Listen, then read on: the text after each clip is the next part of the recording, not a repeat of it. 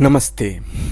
आज मैं आपको एक ऐसी किताब के बारे में बताना चाहता हूँ जो भारतीय साहित्य की एक बहुत बड़ी उपलब्धि है और इसकी उपलब्धि बाकी उपलब्धियों से अलग है। अगर देखा जाए तो यह कोई बड़ा काव्य नहीं है जिसमें चमत्कृत भाषा का उपयोग किया गया है। यह एक ऐसी किताब है जो आपको व्यावहारिक ज्ञान के बारे में बताती है और यह ऐसी किताब भी नहीं है कि जिसमें अध्यात्म के बारे में बहुत ज़्यादा बता दिया गया हो, जैसे रामायण, महाभारत, भगवत गीता या वेद पुराण इन सब किताबों में लिखा गया है। ये इसके बारे में बताती है कि तुम्हें अपने जीवन में कैसा आचरण करना चाहिए, तुम्हें अपने जीवन में ऐसे लोगों से कैसे बचना चाहिए जो तुम्हें मैनिपुलेट करके तुमसे काम निकलवा रहे हैं। देखिए, और क्या किस पर हमें ध्यान देना चाहिए, किस पर नहीं ध्यान देना चाहिए। तो देखा जाए तो यह एक बहुत ही सरल किताब है जिसने कूटनीति, राजनीति और बहुत सारी अन्य नीतियों को एक तरफ ला करके बहुत ही सरल भाषा में, बहुत ही हास्यास्पद तरह से इसको प्रस्तुत किया गया है। और ये मुझे लगता है कि ये पंचतंत्र की बहुत बड़ी उपलब्धि है। और क्यों इतना सरल रखा गया है इसके बारे में हम बात करेंगे। पहले मैं दो बातें करना चाहता हूँ यहाँ। दो बातें ये हैं कि जिसने शायद मुझे लगता है कि पंचतंत्र को बहुत नुकसान पहुँचाया। पहली बात ये कि पंचतंत्र के बहुत ज़्यादा वर्शन्स आ गए और आना ही था। मुझे कभी कभी लगता है कि हाँ, हो सकता है कि आए, क्योंकि ये किताबें ये किताब ऐसी किताब है कि बहुत ही ज़्यादा मनोरंजक किताब है और हो सकता है कि अपने सभ्यताओं के हिसाब से, अपने आचरण के हिसाब से लोगों ने उसको थोड़ा बहुत बदल दिया गया हो। लेकिन एक ऐसे आदमी की तरह जिसको कहानियाँ बहुत पसंद हैं, उसको हमेशा इसकी कहा जाए तो थोड़ी ये मचा रहता है कि मन में कि भाई ओरिजिनल वर्जन क्या है इसका। तो उस हिसाब से देखा जाए तो मुझे लगता है कि 200 से ज़्यादा वर्शन्स और 50 से ज़्यादा भाषाओं में अनुवादित ये किताब, इसका ओरिजिन कहाँ है, इसका असल में रूप क्या है। जैसे रामायण का रूप है, रामायण का रूप वाल्मीकि रामायण है। भले ही आप लोग रामचरितमानस पढ़ते हों या जो भी कंब की रामायण पढ़ते हों, लेकिन असली उसका रूप रामायण है। वैसे देखा जाए तो महाभारत का भी असली रूप वेद व्यास की महाभारत है। तो वैसी किताबों का एक वर्जन है। लेकिन पंचतंत्र का क्या? पंचतंत्र के तो बहुत सारे वर्शन्स हैं जो मुझे कभी कभी लगता है कि शायद असली वर्शन क्या है, इस पर थोड़ा सा विवाद है अभी भी। लेकिन ठीक है, मतलब ये ज़्यादा भले ही नुकसान ना पहुंचाया हो, तो अगर देखा जाए तो ये फ़ायदा ही है कि ठीक है, बहुत सारे लोगों ने हमारे पंचतंत्र को बहुत तरीके से लिया। तो अगर दूसरा बात अगर कहा जाए तो पंचतंत्र को बहुत ही हल्के में लिया जाता है। आजकल के ज़माने में तो बहुत हल्के में लिया जाता है। उसे ऐसा सोचा जाता है कि यार ये तो बच्चे की किताब है, कौन देखे, कौन पढ़े, क्या है ये सब। और आपको भी लगता होगा कि यार, मतलब मेरी वैसे ही अब देखा जाए तो ये पीपीटी और पता नहीं क्या बना करके मैं बोरिंग वीडियोज़ बनाता हूँ, लेकिन फिर भी जो देख रहे हैं उनके बारे में देखा जाए तो मतलब जैसे ही मैंने पंचतंत्र नाम का सब्जेक्ट उठाया होगा तो आपको लगा होगा यार ये तो मतलब पहले ही बोरिंग था और भी बोरिंग सब्जेक्ट इसने उठा लिया। ठीक है, कोई बात नहीं। लेकिन मेरा प्रयत्न यह है कि पंचतंत्र को इस तरह प्रस्तुत किया जाए कि ये लाइफ के लिए, मतलब आपके जीवन के लिए एक बहुत ही अच्छी सीख लाए। अगर देखा जाए तो इसमें एक ऐसी कहानियाँ हैं जो बहुत ही हास्यास्पद हैं, मनोरंजक हैं और ऐसी बड़ी बातें बता दी गई हैं जो यूजुअली, मतलब ऐसा नहीं है कि ये मतलब ग्रे शेड्स हैं इसमें। देखा जाए तो ये ना ऐसी चीज़ें हैं कि भाई तुम्हें सबकी सहायता करना चाहिए, तुम्हें हमेशा अच्छा बनना चाहिए, तुम्हें हमेशा ऐसा नहीं है। ऐसा है इसमें ऐसी चीज़ें हैं कि भाई तुम्हें थोड़ा सा सोचो, थोड़ा सा व्यवहारिक ज्ञान अपने अंदर लाओ, थोड़ा सा लोगों को मैनिपुलेट करने की कोशिश करो, अपना काम निकालो। लेकिन ऐसा भी नहीं है कि तुम मतलब उसको इतना बड़ा स्कैम कर लो या धोखा दे दो, या ऐसा नहीं। ऐसे लोग जो तुम्हें धोखा देते हैं उनसे कैसे बचो, ये ऐसी बातें की गई हैं। और अगर ऐसी बातें बच्चों के लिए है तो ये मैं नहीं मानता। मुझे लगता है कि ये उतनी ही बच्चों के लिए है जितनी बड़ों के लिए है, और बड़ों के लिए ज़्यादा है, क्योंकि हम ऐसा जीवन जी रहे हैं जहाँ आए दिन कोई ना कोई आपको फंसाना चाहता है या कोई ना कोई स्कैम करना चाहता है। मतलब मतलब आपको जीवन के सच्चाई का परिचय देती है। अब ऐसी किताबें जैसे हो गई कि भाई तुम सबकी सहायता करो, तुम मतलब जो सिर्फ जो एक ब्लैक एंड वाइट शेड में जीवन को क्लासिफाई कर देती है, वैसी किताब नहीं है ये आपको ऐसे शेड्स देगी कि भाई देखो ये भी हो सकता है, वो भी हो सकता है, क्या अच्छा है, क्या गलत है, क्या तुम्हारे लिए फ़ायदेमंद है। तो ऐसी चीज़ों का बहुत ही अच्छे तरीके से इसमें वर्णन किया गया है। अभी हम लोग आते हैं कि कैसे ये कहानी लिखी गई। अब देखिए, अगर पुरानी किसी भी किताब को उठाकर देख लीजिए, रामायण को देख लीजिए, महाभारत को देख लीजिए, बहुत सारे पुराणों को देख लीजिए, उसमें क्या है कि रामायण का लेखक वाल्मीकि है, लेकिन कहानी वाल्मीकि से ही शुरू होती है। तो क्या उस कहानी को जिसने वाल्मीकि ने अपने आप का वर्णन किया है, वो क्या वाल्मीकि ने ही लिखी है? पहले सर्ग में रामायण में वाल्मीकि एज ए कैरेक्टर वहाँ आता है। तो और उस बात को वाल्मीकि लव और कुश को भेजता है राम के दरबार में रामायण बताने के लिए या रामायण सुनाने के लिए। तो उस हिसाब से देखें तो वाल्मीकि एज ए कैरेक्टर पहले सर्ग में आ गया। तो फिर रामायण किसने लिखी है? वाल्मीकि ने लिखी है। मतलब अब इस पर तो कोई डिस्प्यूट नहीं है। वैसे देखा जाए तो व्यास भी वैसा ही है, व्यास ने ही जन्मेजय को सुनाई थी महाभारत, ठीक है। तो वैसे ही पुराण में भी सूत जी ने शौनकादि ऋषि को सुनाया पुराण।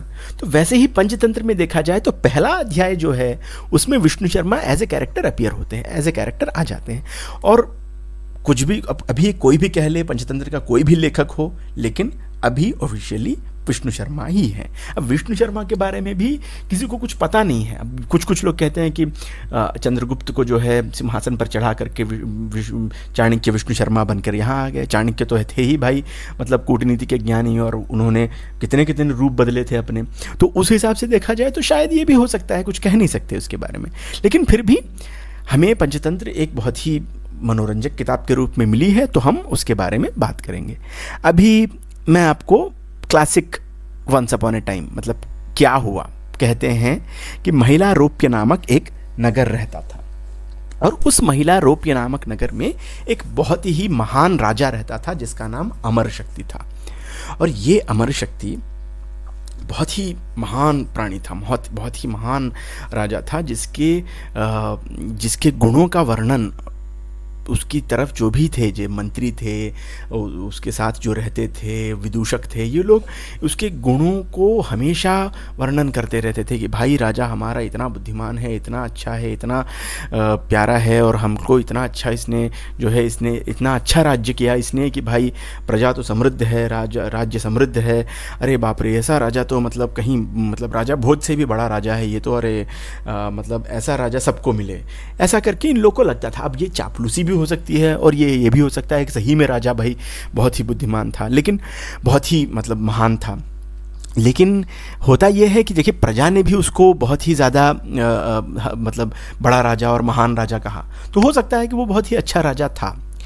तो राजा अच्छा था, राज्य अच्छा चल रहा था, सब कुछ ठीक था, लेकिन कुछ ना कुछ ऐसा होना चाहिए कि जिससे कहानी आगे बढ़े। तो हुआ ये कि उसके 3 लड़के थे, और तीनों के 3 उद्दंड, चंट, प्रचंड, महामूर्ख थे। और ये ऐसे मूर्ख थे कि भाई इनसे तंग आ चुके थे लोग। मतलब राजा ने उनको बुद्धिमान बनाने का या मतलब उनको शिक्षा देने के लिए कोई कसर नहीं छोड़ी थी। लेकिन दूसरी तरफ से देखोगे तो राजा ने उनको बहुत ही लाड़ प्यार दिया, जो चाहिए वो दे दिया। इस वजह से ये तीनों जो उग्र शक्ति, बहुशक्ति और अमर शक्ति तीनों थे, ये लोग इतना मतलब चंट बन गए कि अरे बाप रे, इनको पकड़ना मुश्किल था। ये लोग पता नहीं इधर उधर घूमते रहते थे, घोड़ों पर चलते रहते थे, और मतलब महामूर्खों की तरह प्रवर्तन करते थे। और इस तरह से राजा जब भी मंत्रियों और प्रजा के साथ रहता था, उसको अच्छा लगता था, अरे वाह मैं कितना अच्छा राजा हूँ और मैंने अपने राज्य का कितने अच्छे से ख्याल रखा है। लेकिन देखा जाए, और जब उसे लगता था कि फ्यूचर क्या है, मतलब मतलब क्या करूं मैं अगले अगले कुछ साल वर्षों में, जब मैं बूढ़ा हो जाऊंगा, जब मुझे वानप्रस्थ जाने की ज़रूरत पड़ेगी, तो ये तीनों आकर के मुझे या तो मार देंगे या फिर कुछ ना कुछ मूर्खतापूर्ण काम करेंगे ये लोग। तो ये और नाम भी ऐसे रख दिए थे, उग्र शक्ति, बहुशक्ति, अनंत शक्ति। तो मतलब शक्तियों का उनका कोई अभाव नहीं था, इतना मतलब शक्तिवान हो गए थे कि सबको पकड़ के पीट देते थे किसी को भी मिल करके। तो अच्छे राजा नहीं थे ये लोग। तो उस वजह से राजा इतना दुखी हो गया कि एक दिन उसने सभा बुलाई और अपने मंत्रियों से कहा कि भाई देखिए, मुझे बहुत ही दुख है कि ये तीनों ऐसे निकल आए, और इन राजकुमारों का जो हाल है उसे देखकर मेरा मन राजपाट में लगता ही नहीं है। यह इतना बड़ा राज्य मुझे ही काटने को दौड़ता है, तो मैं क्या करूं। तो उसने मतलब इतना मतलब दुखी हो गया कि वो कहीं ना कहीं से एक श्लोक उठा करके उसने मारा इन पर कि अजात मृत मूर्खाभ्याम मृत जातौ सुतौ वरम यतः तौ स्वल्प दुखाय यावत जीवम जड़ो दहेत। मतलब ऐसा कोई मतलब राजा हो जिसके बच्चे या तो पैदा ही नहीं हुए, या फिर पैदा हुए और मृत हो गए, और या फिर बहुत ही बड़े मूर्ख निकले। तो ये जो तीसरा है ना, ये सबसे बड़ा दुखी है, क्योंकि इसको डर लगा रहेगा। देखिए, राजा अगर राजा का लड़का जो है पैदा नहीं हुआ, तो वो किसी को गोद ले करके या कुछ कर करके उसके पास रहेगा कि हाँ भाई, किसी अच्छे आदमी को मैंने गोद लिया है, इस वजह से मुझे पता है कि मेरा राज्य सुरक्षित है और अच्छा है और चलेगा। और जिसका बेटा चल बसा किसी युद्ध में या कहीं भी चल बसा, तो कुछ दिन तक दुखी रहेगा राजा कि भाई मेरा बेटा चल बसा, लेकिन फिर भी वो किसी और को गोद ले सकता है या किसी और को उठा सकता है, कहता है हाँ भाई, मतलब मैं अब जानता हूँ कि कैसा राजा मुझे चाहिए और मैं जिसको चाहिए उसको राज दूंगा। लेकिन तीसरे केस में क्या होता है कि राजा का लड़का वहाँ मूर्ख हो। अब राजा को राज्य तो उसी को देना है, ये डेमोक्रेसी तो है नहीं कि भाई मतलब कोई प्रजा चुने राजा को, नहीं। तो ये तो है कि भाई राजा को अपने मूर्ख बेटे को ही देना है। तो इस वजह से वो सबसे बुरी बात है और सबसे मतलब बहुत ही दुख भरी बात है। तो ऐसी बातें वह कह करके मंत्रियों के सामने अपना दुखड़ा रोने लगा और बहुत ही दुखी हुआ। तो बीच में एक आदमी आया जिसका नाम सुमति था। तो सुमति भी उन्हीं मंत्रियों में से एक था जो सोचते थे कि भाई हमारा राजा जो है बहुत ही ज़्यादा बुद्धिमान राजा है या बहुत ही ज़्यादा योग्य राजा है, और योग्य राजा होने की वजह से उसको मंत्रियों की ज़रूरत ही नहीं पड़ती थी। बस ऐसे ही हम लोग ऐसे चले जाते थे, उसको इधर उधर की बातें करके घर आ जाते थे। तो उस वजह से हम लोग को अपना महत्व दिखता ही नहीं था। अगर राजा के लड़के भी इतने बुद्धिमान हो गए तो हम क्या करेंगे, हम लोग मतलब भाई हम लोग का काम ही नहीं है कोई, तो ऐसे थोड़ी ना करेंगे। तो हम लोग ऐसे ये करेंगे कि भाई उसको राजा के लड़कों को थोड़ा मूर्ख रखते हैं और ऐसे ऐसे गुरुओं को लाते हैं जो इनको थोड़ा सा इतना ज़्यादा अच्छा ना पढ़ाएं या इतना ज़्यादा नीति ना दें कि भाई वो मूर्ख ही बने रहें। अब ये तो ठीक बात है, ठीक है, अच्छा बात है, मतलब ऐसा करने से ठीक है, मतलब राजा के लड़के लोग जो है मूर्ख रहेंगे। लेकिन हुआ ये कि ये कुछ ज़्यादा मूर्ख हो गए। और अगर राजा बहुत ही ज़्यादा बुद्धिमान है या बहुत ही ज़्यादा अयोग्य मूर्ख है, तो दोनों तरफ ये मंत्रियों की बात नहीं सुनेगा। क्यों? क्योंकि राजा जो है, जो बुद्धिमान है उसको ज़रूरत नहीं है, और जो राजा मूर्ख है वो ज़रूरत मानता नहीं है। ठीक है, तो इस वजह से वो नहीं मानेंगे। तो अब ठीक है, क्या करें। तो मैं जैसा कह रहा था कि सुमति नाम का जो एक मंत्रियों में से एक था, उसने कहा कि भाई मैं ऐसे घूमने जा रहा था घोड़े पर अपने, तो वहाँ पर मैंने देखा एक आश्रम है, और उस आश्रम में विष्णु शर्मा नामक बहुत बड़े गुरु हैं। 80 साल के हो गए हैं, लेकिन इतने बुद्धिमान हैं, और जिस तरह से वह अपने शिष्यों को पढ़ा रहे थे, मतलब मैं भी थोड़ा देर होकर के दंग रह गया और बहुत ही अच्छा लगा मुझे। तो मुझे लगता है कि वो आपके इस कष्ट का निवारण कर सकते हैं। तो आप एक बार आजमा के देखते हैं क्या होता है। तो फिर राजा को लगा कि भाई कुछ मतलब उसको कोई सही सलाह दे ही नहीं रहा था, और इस तरह था राजा कि भाई अब मैं क्या करूं, मेरा कोई नहीं है, मुझे जिसने जैसे ही सुमति ने उसने कहा कि भाई विष्णु शर्मा नामक एक गुरु हैं, तो कहा कि बुलवाओ उनको, जल्दी बुलवाओ यार, जल्दी बुलवाओ, मैं उनसे बात करना चाहता हूँ। तो फिर राजा आया और विष्णु शर्मा आए।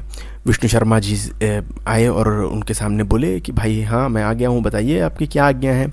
तो राजा मतलब इतना दुखी था कि वह जा कर के विष्णु शर्मा के पैरों पर पड़ गया और कहा कि भाई मुझे आपसे एक ही विनती है कि मेरे जो 3 चंट राजकुमार हैं इनका किसी भी तरह आप उद्धार कीजिए, इनको पढ़ाइए लिखाइए, जो करना है करिए, मैं आपको कुछ भी दे सकता हूँ, मैं आपको 500 गांव देने के लिए तैयार हूँ।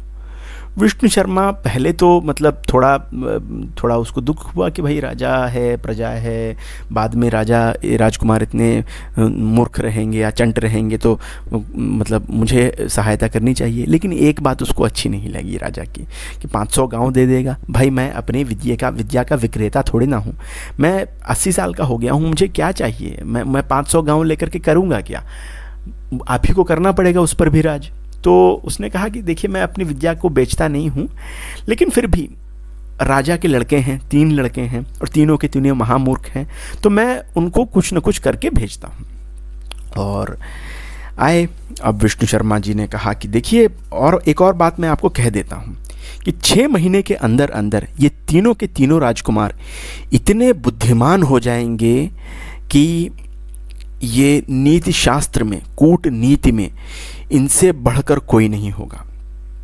और मैं एक और बात कह देता हूं कि ये बहुत ही ज़्यादा बुद्धिमान बन जाएंगे और तीनों के तीनों अच्छे से राज्य कर पाएंगे। तो अब राजा हक्का बक्का रह गया, अरे मतलब 16-20 साल से मैं देख रहा हूँ इनको, ये मतलब कोई भी गुरु इतनी बात तो नहीं कह सका, और 2 महीने भी टिकता नहीं था, ये कह रहे हैं 6 महीने में इतना बुद्धिमान बना देंगे। लेकिन राजा, ठहरा राजा, दुखी राजा क्या करे, मतलब उसको लगा कि अरे मतलब आजमा के देख लेते हैं, 6 महीना ही तो है, 15 साल रुक लिए, 20 साल रुक लिए, तो कम से कम 6 महीना और रुक लेते हैं। तो जैसा कि विष्णु शर्मा ने कहा, ऐसा कहा जाता है इस अध्याय में कि ये लोग 6 महीना में बहुत ही ज़्यादा बुद्धिमान हो गए। और विष्णु शर्मा ने उनको बहुत ही सरल तरीके से, क्या था उनके उस विष्णु शर्मा जी के पास एक हथियार क्या था, कहानियाँ थी। जैसा कि मैं कह रहा था अपने पिछले वीडियो में कि भाई कहानियाँ ऐसी चीज़ें हैं कि जो कठिन से कठिन चीज़ आसानी से आपको बता देती हैं। हर आदमी कहानियों का भूखा है, और कहानियों का भूखा है इसीलिए फिल्में इतनी चल रही हैं, और मतलब YouTube इतना चल रहा है, कुछ भी कह लीजिए, कहानियों का भूखा है। ठीक है, तो वैसे देखा जाए तो इतनी मैं जैसा कह रहा था, पंचतंत्र एक ऐसी किताब है जो व्यावहारिक ज्ञान को बहुत ही सरलता से एक मनोरंजक कहानी के रूप में इतनी सरलता से बता दिया कि लोग उसको हल्के में लेने लगे कि बच्चों की किताब है और हमारे लिए इसमें क्या है। और जैसा कि मैं कह रहा था कि मैं उस पर वीडियो बना रहा हूँ तो लोग पहले ही रुक जाएं कि अरे यार ये क्या बना रहा है। ठीक है, तो वैसा हो गया। दूसरा बात, उसने ऐसी बात कह दी अपनी किताब में विष्णु शर्मा ने कि अधीते य इदम नित्यम नीति शास्त्रम शृणोति च न पराभवमाप्नोति चक्रादपि कदाचना। मतलब इस नीति शास्त्र का जो नित्य अध्ययन करते हैं या सुनते हैं, उनको इंद्र भी कुछ नहीं कर सकता, इंद्र से भी वो पराजित नहीं हो सकते। इंद्र क्यों भाई? भगवान कृष्ण का है नहीं है, या भगवान गणेश जी का है नहीं, इंद्र ही क्यों? इंद्र एक राजा है पहली बात तो, और ऐसे सिंहासन पर बैठा है जो बहुत ही ज़्यादा महत्वपूर्ण सिंहासन है। वो स्वर्ग के सिंहासन पर बैठा हुआ है, और स्वर्ग के सिंहासन पर ऐसा कोई आदमी नहीं जो नहीं बैठना चाहता हो। भले ही जो लोग स्वर्ग को नहीं मानते हैं, ठीक है, लेकिन let's say president of America, हाँ, तो प्रेसिडेंट ऑफ अमेरिका के सिंहासन पर लोग बैठना चाहते हैं कि मैं बन जाऊं भाई, आज का भारत का प्रधानमंत्री बन जाऊं। तो उस टाइप का एक कहा जाए तो एक पदवी है वो। और इंद्र के बारे में देखा जाए तो उसने अपने सिंहासन को बचाने के लिए 1000 से ज़्यादा चीज़ें की होंगी जो कि व्यावहारिक हैं, और उसका पाप और पुण्य से कोई संबंध नहीं है। भले ही पाप अगर करता है तो ऐसी स्थिति में इंद्र आ जाता है कि भाई बहुत बार शापित भी हो चुका है इंद्र, लेकिन उसने किसी न किसी तरह से अपने सिंहासन को बचाया, और हर तरह बचाया। उसने ऐसे बचाया कि वो किसी के पांव पड़े और वो सिंहासन उसको दे देते, वैसे भी उसने बचाया, और उसने ऐसे भी बचाया कि किसी का गला पकड़ करके भी अपने सिंहासन को बचाया। तो हर तरह से इंद्र इतना कूटनीति का ज्ञानी है कि अपनी कुर्सी बचाने के लिए उसने बहुत ही बड़े बड़े काम किए होंगे। तो इसलिए अधीते या इदं नित्यम नीतिशास्त्रम शृणोति च न पराभवमाप्नोति शक्रात भी कदाचना। जो इस पुस्तक को नियमित पढ़ता है या सुनता है, उसका सामना यदि देवताओं के राजा इंद्र भगवान से भी हो जाए, जो चालबाजी में खासे गुरु माने जाते हैं, तो वह भी उनसे मात नहीं खा सकता। ये बहुत बड़ी बात थी उस ज़माने में देखा जाए तो। और अगर इस ज़माने में देखा जाए, अब जैसा कि अभी मैं कहानियाँ बताऊँगा और उसके बारे में बहुत बात करूँगा मैं, तो आप देखेंगे तो ये एक ऐसी किताब है, और मैं हर चीज़ को मैं थोड़ा देखूंगा कि इस ज़माने में कितना रेलेवेंट है। अगर मुझे मतलब मैं इसको ऐसे नहीं करूँगा कि भाई रेलेवेंट है ही, मतलब ऐसे नहीं। अब हो सकता है कि कुछ बातें ना रेलेवेंट हो, लेकिन फिर भी मतलब मैं इतना तो कह सकता हूँ कि बहुत सारी बातें ऐसी हैं जो इस ज़माने में बहुत ही ज़्यादा रेलेवेंट है, जो हम लोग भूल चुके हैं किसी न किसी तरह से। मतलब ऐसी, क्योंकि हम लोग हल्के में ले रहे थे पंचतंत्र को। हाँ क्या है भाई, पंचतंत्र क्या है, बच्चों की किताब है, हाँ पढ़ने दो बच्चों को। ये बच्चों की किताब नहीं है, ये बड़ों की भी किताब है। बच्चे भी पढ़ सकते हैं, बड़े भी पढ़ सकते हैं, और कुछ कुछ कहानियाँ केवल बड़े ही पढ़ सकते हैं, क्योंकि कुछ कुछ सन्निवेश ऐसे हैं कि भाई बच्चे शायद ना पढ़े तो अच्छा है। तो इस तरह से देखा जाए तो पंचतंत्र एक बहुत ही सरल एवं अच्छी किताब है, और जो बड़ी बड़ी बातें बहुत ही सरलता से बता देती है। तो आज के लिए बस इतना ही। अगले बार हम लोग पढ़ेंगे, सुनेंगे, और मैं शुरू करूँगा अगला तंत्र कहा जाए तो मित्र भेद, जो हमें बहुत सारी चीज़ें ऐसी बताएगा कि जिसमें कैसे लोगों को मैनिपुलेट किया जाए, या कैसे कैसे लोगों से अपना काम निकलवाया जाए, कैसे एक बड़े से बड़े अपने पदाधिकारी को जो है ऐसी बातें कह के फुसला करके अपना काम निकलवाया जाए। तो देखते हैं, मतलब आपको शायद पसंद आए। और मैं इतना तो कहूँगा कि भाई थोड़ा लाइक, सब्सक्राइब और कमेंट कर दीजिए, तो देखिए हमारा भी फ़ायदा हो जाएगा। थोड़ा हमारे बारे में भी सोचिए। धन्यवाद।